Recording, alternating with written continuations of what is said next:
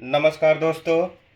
आज 10वां का एक पहला चैप्टर जो वास्तविक संख्या है, इसका कुछ बेसिक जानकारी हम जानेंगे। बेसिक जानकारी क्या है? पहला चैप्टर जो है वास्तविक संख्या है।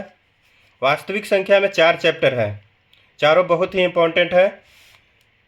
सबसे पहले इसका बेसिक जानकारी देखेंगे। वास्तविक संख्या से अगर आप 10वां के बोर्ड का एग्ज़ाम अगर आप तैयारी कर रहे हैं तो इसमें कम से कम 6 या 7 नंबर का ज़रूर पूछेगा, इससे कम रहेगा ही नहीं। तो सबसे पहले इसका बेसिक जानकारी जानेंगे।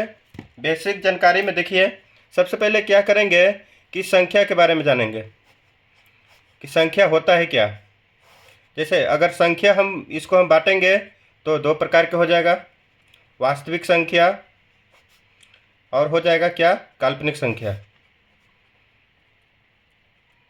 काल्पनिक संख्या देखिए बहुत ही ज़रूरी है। बेसिक जानकारी अगर आपको बढ़िया रहेगा तो आपको सामने कितना भी हार्ड क्वेश्चन आए उसको आप सरल तरीके से सोल्व कर देंगे।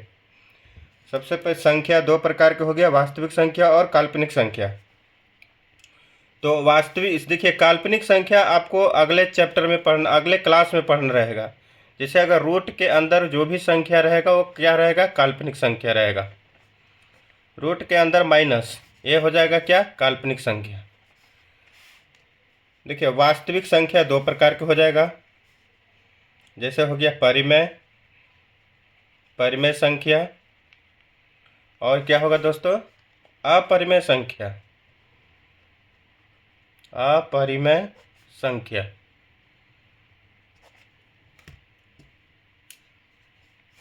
अपरिमेय संख्या जिसको हम p/q के रूप में नहीं लिखेंगे वो क्या हो जाएगा, अपरिमेय संख्या। जैसे √2, √3, वर्गमूल जिसका पूरा पूरा नहीं निकलेगा वो क्या होगा, अपरिमेय संख्या हो जाएगा।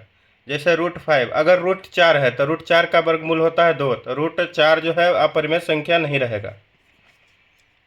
देखिए परिमेय संख्या, परिमेय संख्या हो जाएगा जिसको हम p/q के रूप में लिखें। सबसे पहले हम इसका स्ट्रक्चर बना लेते हैं, उसके बाद आगे चलेंगे। परिमेय संख्या भी हो जाएगा 2 प्रकार के। जैसे हो गया भिन्न संख्या और हो जाएगा पूर्णांक संख्या।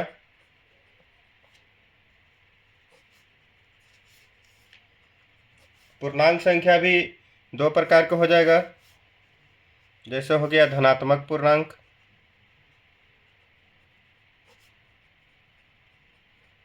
और हो जाएगा क्या, ऋणात्मक पूर्णांक। ऋणात्मक पूर्णांक। देखिए बहुत ही बेसिक जानकारी दे रहे हैं, ये सब आपको जानना है। जैसे देखिए धनात्मक पूर्णांक और ऋणात्मक पूर्णांक। देखिए यहाँ के बाद आप ऐसे लिखिए, जैसे धनात्मक पूर्णांक हो गया, जैसे यहाँ पे हो जाएगा पूर्ण संख्या। धनात्मक पूर्णांक में जैसे पूर्ण संख्या किसे कहेंगे, जो जिसमें गिनती की संख्या में 0 लगा दे वो क्या हो जाएगा, पूर्ण संख्या हो जाएगा। सबसे छोटा पूर्ण संख्या होगा 0, 1, 2, 3, कहाँ तक, अनंत तक चल जाएगा, ये हो गया पूर्ण संख्या। प्राकृत संख्या, गिनती की संख्या को क्या कहेंगे, प्राकृत संख्या। जैसे 1, 2, 3, 4, 5, ये अनंत तक, मतलब प्राकृत संख्या में 0 लगा देंगे तो क्या हो जाएगा, पूर्ण संख्या। सम संख्या, जैसे 2, 4, 2 से कटे उसको सम संख्या कहते हैं। 2, 4, सबसे छोटा सम संख्या क्या हो जाएगा, 2। चलिए आगे बढ़ते हैं। जैसे और हो गया विषम संख्या, विषम संख्या तो क्या हो जाएगा, 1, 3, 5, 2 से नहीं कटेगा, वो हो जाएगा विषम संख्या। तो सबसे छोटा विषम संख्या क्या हो जाएगा, 1, सबसे छोटा सम संख्या 0, सबसे छोटा प्राकृत संख्या 1, सबसे छोटा पूर्ण संख्या 0। ये सब बेसिक जानकारी है। चलिए आगे बढ़ते हैं। ऋण संख्या, ऋण या इसी को बोलते हैं अभाज्य संख्या। ऋण या अभाज्य संख्या जिसका केवल दो ही गुणनखंड रहे, या एक से कटेगा या स्वयं से कटेगा, लेकिन एक से बड़ी, लेकिन क्या होना चाहिए, एक से बड़ी। एक से बड़ी वैसी संख्याएं जिसका केवल स्वयं और एक के अलावा किसी दूसरी संख्या से नहीं कटे, वो क्या हो जाएगा, अभाज्य संख्या। जैसे एग्जाम्पल में हो गया 2, 3, देखिए एक से बड़ी होना चाहिए, अब सबसे छोटा अभाज्य संख्या का हो जाएगा 2 हो जाएगा। देखिए यहाँ पे 2 जो है केवल 2 से ही कटेगा, या 2 जो है केवल 2 से ही कटेगा या 1 से कटेगा। जैसे 5 हो गया, 7 हो गया, ये सब हो गया यौगिक संख्या। यौगिक संख्या इसी को बोलते हैं भाज्य संख्या भी। भाज्य संख्या, भाज्य संख्या। एक से बड़ी वे सभी संख्याएं जिसमें एक और स्वयं के अलावा कोई अन्य संख्या से भी कटे, वो क्या हो जाएगा, भाज्य संख्या या यौगिक संख्या। जैसे हो गया 4, 4 एक से भी कटेगा, 4 से भी कटेगा, एक और संख्या कौन से कटेगा, 2 से भी कटेगा, तो ये हो गया भाज्य संख्या। 6 हो गया, 8 हो गया, 9 हो गया, 10 हो गया, ये सब संख्या क्या हो जाएगा, भाज्य संख्या हो जाएगा। तो सबसे छोटा भाज्य संख्या या यौगिक संख्या क्या हो जाएगा, 4। चलिए आगे बढ़ते हैं दोस्तों। चलिए और भी बेसिक जानकारी कुछ देखते हैं। जैसे परिमेय संख्या के बारे में ऊपर हम बात कर रहे थे। परिमेय संख्या, परिमेय संख्या, परिमेय संख्या जिसको हम क्या करेंगे, P/Q के रूप में लिखें, और जहाँ पे Q बराबर नोट 0 उसी को क्या बोलेंगे, परिमेय संख्या। परिमेय संख्या उसे बोलेंगे जिसे हम P/Q के रूप में लिखें और Q बराबर नोट 0, और क्या होना चाहिए, P और Q एक पूर्णांक होना चाहिए। P और Q एक पूर्णांक हो, P और Q एक पूर्णांक हो। P और Q क्या होना चाहिए, सअभाज्य संख्या होना चाहिए। सअभाज्य संख्या, सअभाज्य संख्या, सअभाज्य संख्या होना चाहिए। देखिए सहभाज्य संख्या उसे कहते हैं जो दो अभाज्य संख्या जिसका मासा 1 रहेगा उसी को क्या कहेंगे, सहभाज्य संख्या। तो सहभाज्य संख्या रहेगा तो P और Q का मासा क्या हो जाएगा दोस्तों, HCF P और Q बराबर 1 हो जाएगा। सहभाज्य संख्या रहेगा तो क्या हो जाएगा, 1 हो जाएगा। तो परिमेय संख्या जिसे P/Q के रूप में लिखे, Q बराबर नोट 0, P और Q एक पूर्णांक हो, P और Q सहभाज्य संख्या हो, तो HCF क्या हो जाएगा, 1 हो जाएगा। जैसे एग्जाम्पल देख लीजिए, जैसे 2/3 हो गया, 1/2 हो गया, -2/7 हो गया, 0/2 हो गया। देखिए 0 भी क्या है, 0 भी क्या है, परिमेय संख्या है, क्योंकि 0 को हम लिख सकते हैं 0/1। यहाँ पे देखिए Q बराबर नोट 0 होना चाहिए, Q बराबर तो नोट 0 है। 0 में नीचे अगर हर का बात करेंगे तो 1 है, Q का बात करेंगे तो क्या है, 1 है। तो 0 भी क्या है, परिमेय संख्या, इसको भी हम P/Q के रूप में लिखेंगे। देखिए कुछ इसमें नोट पॉइंट है, उसको नोट कर लेंगे। जैसे जितना भी परिमेय संख्या है, परिमेय संख्या का व्युत्क्रम भी क्या होगा, परिमेय संख्या होगा।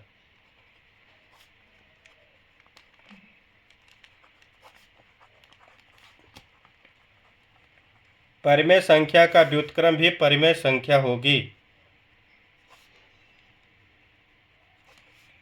सिर्फ अपवाद में आ जाएगा दोस्तों। जैसे 0 को अगर हम उल्टा करेंगे तो 1/0 हो जाएगा, तो ये क्या हो जाएगा, परिमेय संख्या नहीं रहेगा, परिमेय संख्या नहीं होगा। 1/0 का हो जाता है अपरिभाषित, अनडिफाइंड जिसको बोलते हैं, अपरिभाषित होता है 1/0। लेकिन 0/1 हो जाएगा परिमेय संख्या। परिमेय संख्या का जितना भी व्युत्क्रम रहेगा परिमेय संख्या होगा। जैसे देखिए 2/3, तो इसको व्युत्क्रम करेंगे 3/2, तो ये भी परिमेय संख्या। 1/2 इसका उल्टा करेंगे तो 2/1, ये भी हो जाएगा परिमेय संख्या। चलिए आगे चलते हैं। जैसे देखिएगा पाई, पाई कैसी संख्या है, पाई एक अपरिमेय संख्या है, पाई अपरिमेय संख्या है। पाई क्या है, अपरिमेय संख्या है। लेकिन पाई का जो मान हम लोग बनाते हैं 22/7 पाई का जो मान है क्या हो जाएगा, परिमेय संख्या हो गया।